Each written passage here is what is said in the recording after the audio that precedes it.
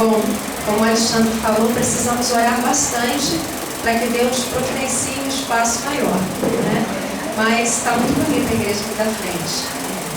Que vocês, aqueles que vieram de fora, sejam muito bem-vindos e que possamos passar, né, um restante de manhã bem agradável aqui na presença de Deus.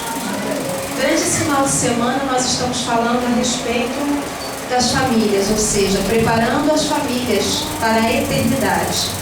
Começamos ontem à noite, falamos a respeito do tempo que devemos dedicar a Deus e à família, passarmos juntos um tempo, e também falamos a respeito do que precisamos fazer para proteger e fechar as avenidas da alma, ou seja, aquilo que estamos vendo, ouvindo, as influências que estão chegando até o nosso lar e que estão prejudicando as nossas vidas, né? Principalmente a dos jovens. E nessa manhã nós estaremos falando sobre a restauração. Não sei quantos prestaram bem atenção na letra do hino que a Luciana acabou de cantar, que é um convite de Deus a Israel para que volte. E eu acredito que Deus esteja nos convidando também a voltar a uma verdadeira adoração, a voltar a tomar tempo para estar com Ele, a voltar a erguer o altar da família, né, dentro dos lares, se é que não está sendo feito. E eu creio que esse é o convite de Deus para cada um de nós nessa manhã e sempre. Ele tem feito isso. A Igreja Mundial tem, desde que o presidente atual assumiu, tem propagado muito a mensagem de reavivamento e reforma. Mas aí eu pergunto a vocês, onde deve começar esse reavivamento? Onde? Dentro do lar. Primeiro, individualmente, como a lição falou, né? E partindo da individualidade para a coletividade. Então, primeiro, o altar e o reavivamento deve ser feito na minha vida pessoal e posteriormente no meu lar, para que isso possa ser percebido na igreja. São sucessões, né, de critérios que precisam ser aplicados para que a igreja possa sentir essa diferença. Não adianta tentarmos dar aquilo que não temos. Não adianta pregarmos de reavivamento e tentarmos evangelizar lá fora, promovendo atividades como foi feito, né, há pouco tempo, a entrega de livros, enfim. Se isso não iniciar dentro da nossa vida e dentro do nosso lar. As pessoas lá fora, elas realmente estão esperando ver diferença, como foi falado aqui na escola sabatina. Elas estão esperando ver algo que elas ainda não viram em igreja nenhuma e em povo algum. Mas nós só teremos isso para dar se primeiro tivermos na nossa vida pessoal. Tudo que é feito de forma mecânica, tudo que é feito de forma automática, não convence e não alcança o resultado esperado. Se é superficial, mais cedo ou mais tarde, o mundo vai perceber que é superficial. Quando estamos tentando dar algo que lá no fundo não possuímos, uma hora ou outra, isso vem à tona. É muito verdade um ditado que diz que nós podemos enganar a muitos por pouco tempo, podemos enganar a poucos por muito tempo, mas não podemos enganar a todos, até mesmo por muito tempo. Ou seja, no momento, aquilo que não temos vai aparecer. Então, é mais do que tempo de estarmos refletindo verdadeiramente a imagem de Cristo através da busca pessoal e da restauração do altar da nossa vida, do nosso coração e do altar da família também. Eu gostaria de convidá-los a ver, analisar alguns exemplos bíblicos. O primeiro está lá em Gênesis 8:20. O verso já está ali, mas quem quiser abrir a sua Bíblia para acompanhar, Gênesis 8, verso 20.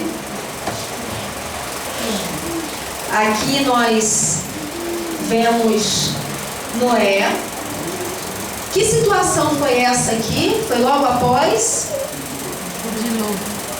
o dilúvio, quando Noé foi permitido sair da arca.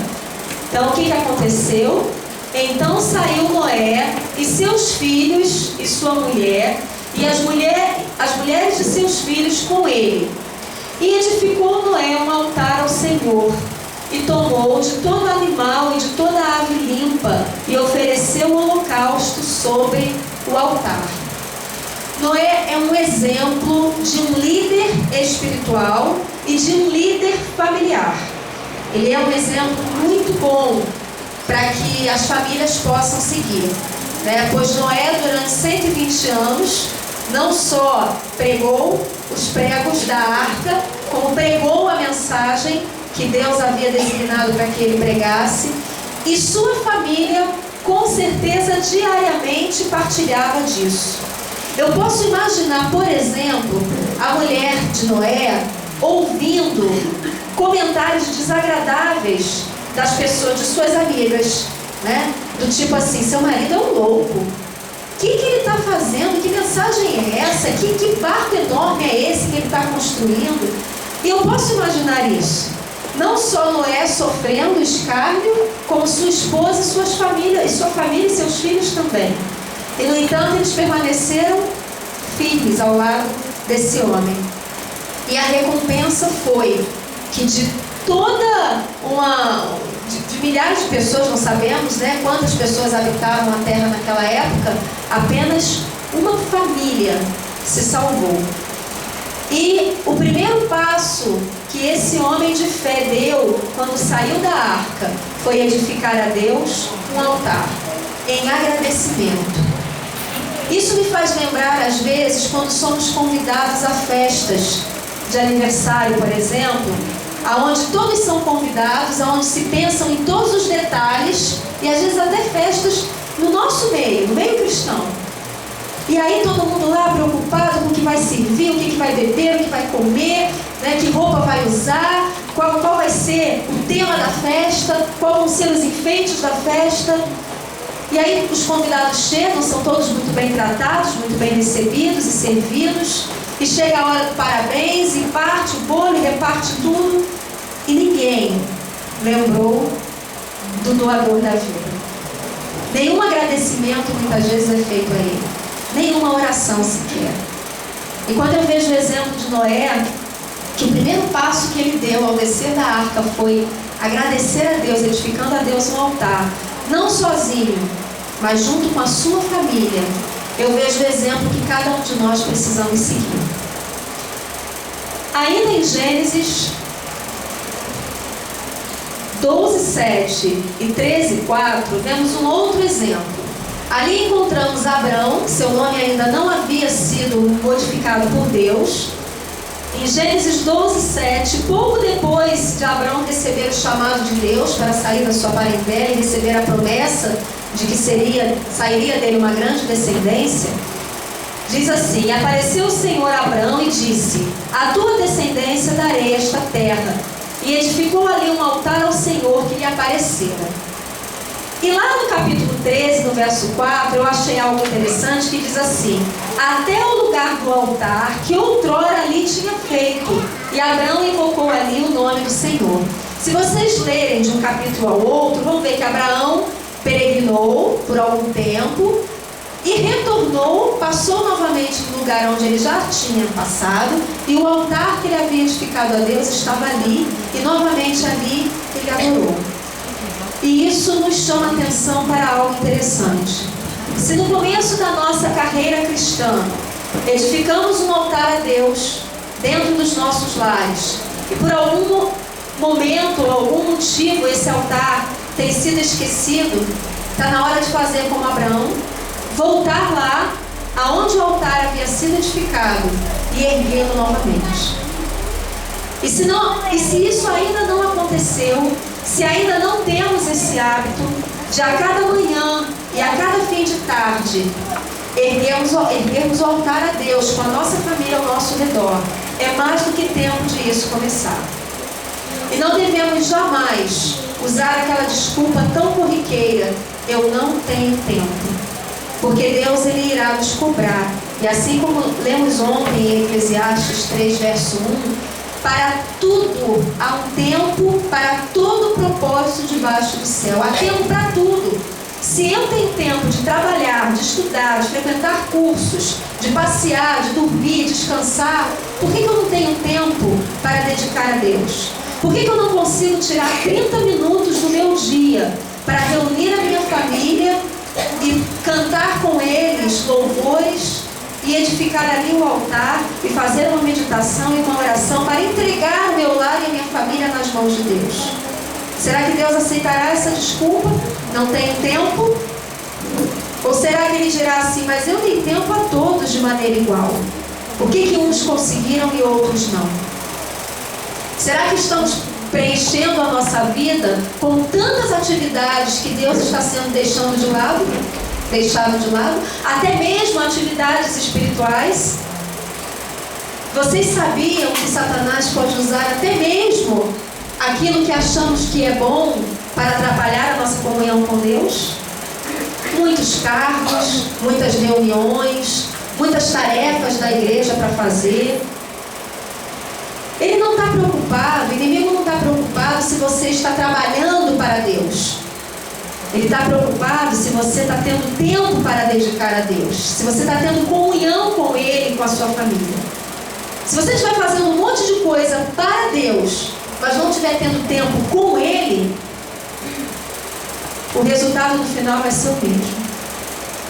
Uma vida vazia.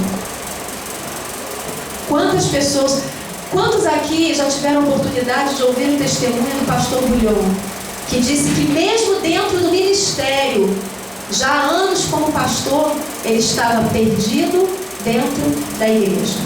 Quantos já ouviram? É um testemunho muito forte. Imaginem um pastor com a eloquência e com a influência que ele tinha na época, né? Hoje ele já está jubilado, mas dizer e declarar publicamente que ele estava perdido dentro da igreja, com várias conferências, com várias atividades, com vários aconselhamentos pastorais, estava perdido. E será que nós não estamos nessa mesma condição? Fazendo tudo pela obra de Deus, mas nada para estar com Deus? Vamos continuar. Eu quero apresentar aqui um outro exemplo nas Escrituras, e um exemplo muito interessante. Se encontra em 2 Reis, no capítulo 23. 2 Reis, no capítulo 23, encontramos o exemplo de um rei. Um rei que foi um verdadeiro restaurador de brechas. Um rei que, quando assumiu o trono, encontrou Israel num estado deplorável. Se vocês observarem a leitura dos textos anteriores, dos capítulos anteriores, vocês encontrarão lá Amon, que foi o antecessor de Josias, e Manassés, que foi o antecessor de Amon. Dois reis que fizeram o que era mal aos olhos do Senhor. E o que era fazer mal aos olhos do Senhor? Apostasia, idolatria. Esses reis, eles corromperam o povo.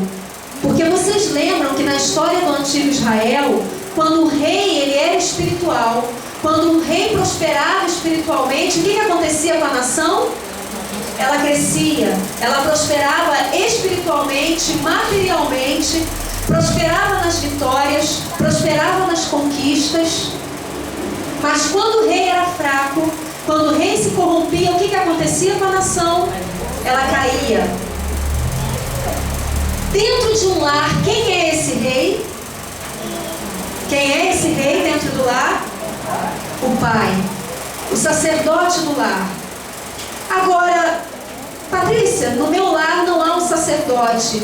Então, sobre quem cairá essa responsabilidade? Sobre a mãe. Mas o lar pode ficar sem um rei ou sem uma rainha? O lar pode ficar sem um líder espiritual? Não. A ausência de um pai, a ausência de um sacerdote é motivo para não haver uma vida espiritual dentro de casa? Não. Se esse é o caso, mulheres, assumam esse papel. Não deixem esse papel em branco. Não deixe essa brecha aberta.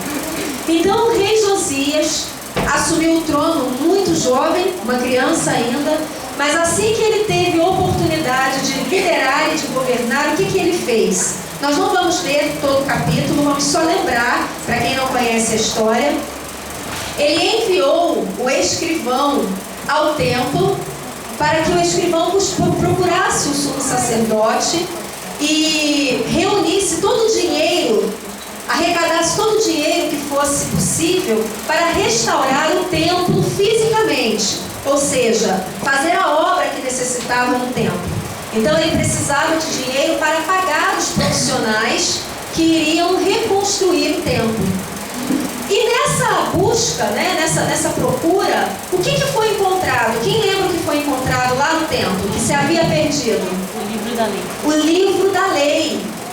O livro da lei que se havia perdido.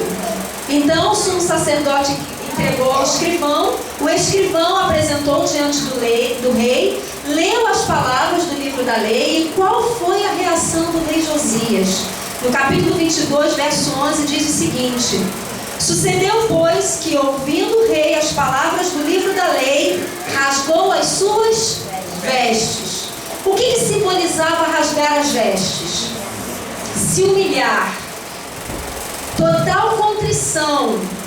Ele se deparou, imaginem o rei tomando conhecimento do livro da lei e olhando o estado que se encontrava o povo de Israel, a nação, mergulhada na apostasia, mergulhada na idolatria, alguns fazendo passar pelo fogo seus próprios filhos, mulheres da tribo de Deus, fazendo ser sacrificados seus próprios filhos no altar de deuses pagãos. Foi assim que Josias encontrou a nação de Israel. Imagine qual não foi o desespero quando ele se deparou com o livro da lei, quando ele se deparou com o castigo e a punição de Deus que cairia sobre aquele povo. E no momento que ele rasgou as suas vestes, ele estava rasgando o seu coração. Hoje nós não precisamos rasgar as nossas vestes, mas precisamos rasgar o nosso coração. Hoje, na nossa vida individual, espiritual e na nossa vida familiar, quando recebemos uma mensagem, uma informação e olhamos para a nossa vida e nos deparamos com tudo que estamos fazendo de errado, vamos cruzar os braços e continuar no erro? Eu pergunto a vocês e a mim, até quando continuaremos recebendo mensagens e mensagens provindas desse púlpito e continuaremos a viver a mesma vidinha de sempre? Até quando pregadores imbuídos por Deus serão trazidos até aqui? Até quando iremos ler Bíblia, Espírito de Profecia, folhetos que às vezes nos entregam na rua, ouviremos louvores inspirados e continuaremos conduzindo a nossa vida do mesmo jeito? Até quando cochearemos entre dois senhores, o mundo e Deus? Então, quando nos deparamos com tudo aquilo que estamos fazendo de errado, muitas vezes o primeiro impacto é desesperador. Porque eu olho e parece que está tudo fora do lugar, está tudo errado. E aí é o momento de rasgar o coração, de conversar com Deus de maneira profunda, de confessar a Ele os nossos erros e pecados e de clamar por uma transformação. E de clamar por uma mudança que não pode mais ser adiada. Estamos adiando demais. E a senhora Ellen White, a serva inspirada de Deus, ela diz assim em Caminho a Cristo: cuidado com os adiamentos. Cuidado em postergar decisões que precisam ser tomadas, mudanças que precisam ser feitas hoje. Lembra que falamos ontem? Se hoje ouvires a sua voz, não endureçais o vosso coração. Eis que estou à porta e bato. E se alguém abrir a porta, eu entrarei e cearei com ele. Deus ele tem feito chegar até nós mensagens e mais mensagens. E muitos de nós continuamos no sono, na letargia, e conduzindo as nossas vidas da mesma maneira. E depois nos queixamos, muitas vezes nas quartas-feiras de oração, de que os nossos filhos não querem mais ir à igreja, de que nossos filhos não sentem vontade de fazer a missão da escola sabatina, só querem ficar na televisão, no computador, no videogame. E aí pedimos oração pela nossa casa. Mas aonde será que está a falha? Deus ele não faz com que nós tomemos conhecimento dos nossos erros, porque Ele é um Deus tirano e deseja nos fazer sofrer com a culpa. Não. Ele faz com que tomemos conhecimento daquilo que está errado, porque Ele quer promover uma restauração e uma transformação. E nós só iremos permitir que Ele faça isso se nos conscientizarmos dos nossos erros. E foi exatamente o que aconteceu com Josias. Depois disso, no finalzinho do capítulo 22, antes de entrarmos nesses versos, lá no 18 e 19, Josias recebe de Deus uma promessa muito bonita. No 18 diz assim: porém, ao rei de Judá, que vos enviou a consultar o Senhor, assim lhe direis: assim diz o Senhor Deus de Israel acerca das palavras que ouviste. Porquanto teu coração se enterneceu e te humilhaste perante o Senhor, quando ouviste o que falei contra este lugar e contra os seus moradores, que seria para assolação e para maldição, e que rasgaste as tuas vestes e choraste perante mim, também eu te ouvi, diz o Senhor. Então, no momento em que a mensagem do Senhor chegou ao teu coração, chegou ao teu lar, e você rasgou o coração, você chorou perante Deus em arrependimento por tudo que havia feito de errado no passado, Ele repete para você essa mesma palavra, que Ele te ouviu, e Deus te ouve, e Ele quer te ouvir quando você se arrepender, quando eu me arrepender e desejar realmente uma mudança de vida. Então, o que fez Josias? A partir do verso 1 do capítulo 23, então o rei ordenou, e todos os anciãos de Judá e de Jerusalém se reuniram a ele. O rei subiu à casa do Senhor, e com ele todos os homens de Judá e todos os moradores de Jerusalém, os sacerdotes, os profetas e todo o povo, desde o menor até ao maior. E leu aos ouvidos deles todas as palavras do livro da aliança que se achou na casa do Senhor.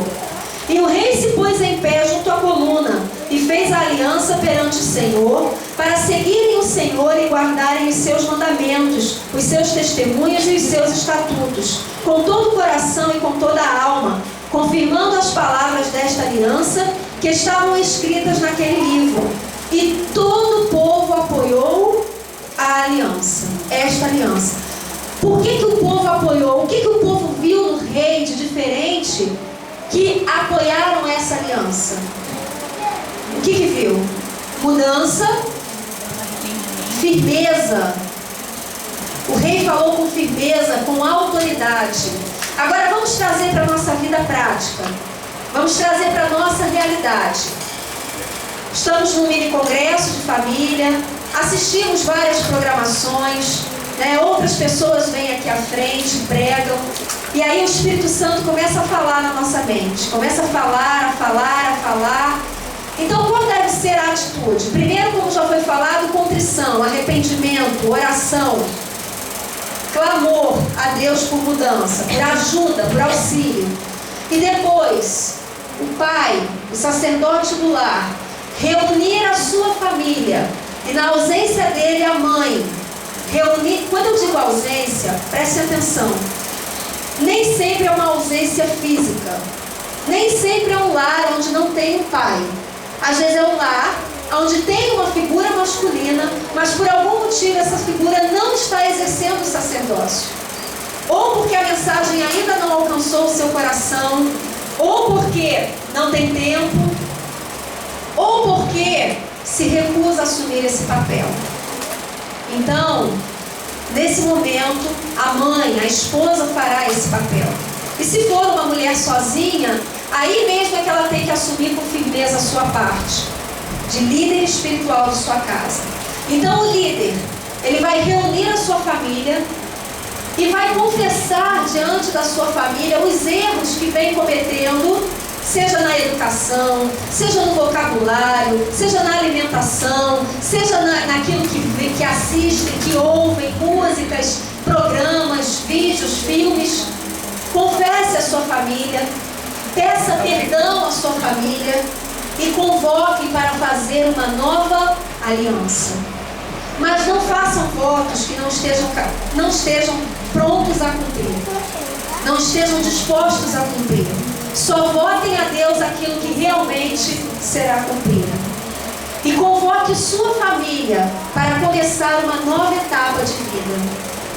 Há alguns anos atrás, eu até falei um pouquinho ontem para vocês, eu estava trabalhando em 2 escolas diferentes e mais o atendimento no consultório psicológico. Ou seja, pouco tempo me restava para estar com os meus filhos. E muitas vezes esse tempo nem era de qualidade. Cansada, com sono, às vezes irritada, com tantos problemas do decorrer do dia.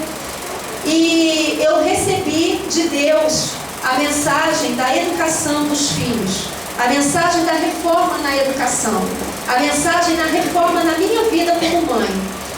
E o primeiro impacto foi de desespero, de culpa, e chorei muito.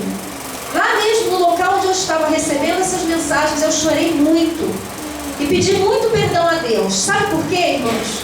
Porque as pessoas chegavam para mim e falavam assim: ah, mas você não tinha conhecimento. E eu falava assim: os livros estavam lá na minha estante.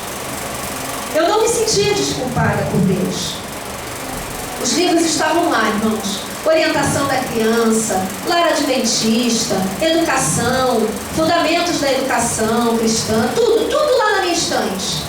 Morfando, literalmente. Quando eu comecei a mexer nos livros, as folhas estavam começando a morfar. E eu ia dizer para Deus que eu não tinha conhecimento. Se o conhecimento estava dentro da minha casa, eu não buscava conhecimento, é diferente. Eu buscava sim, sempre gostei, desde que me batizei, gostei muito de estudar. Mas nesse aspecto, por conta da minha vida estar toda envolvida com o trabalho, eu estava de certa forma negligenciando. Então, eu fiz isso. Eu reuni meus filhos, pedi perdão a eles por aquilo que eu estava errando, e nós nos propusemos juntos a começar uma nova etapa. Foi fácil? Não. E não vai ser fácil com vocês também. Não esperem que seja fácil.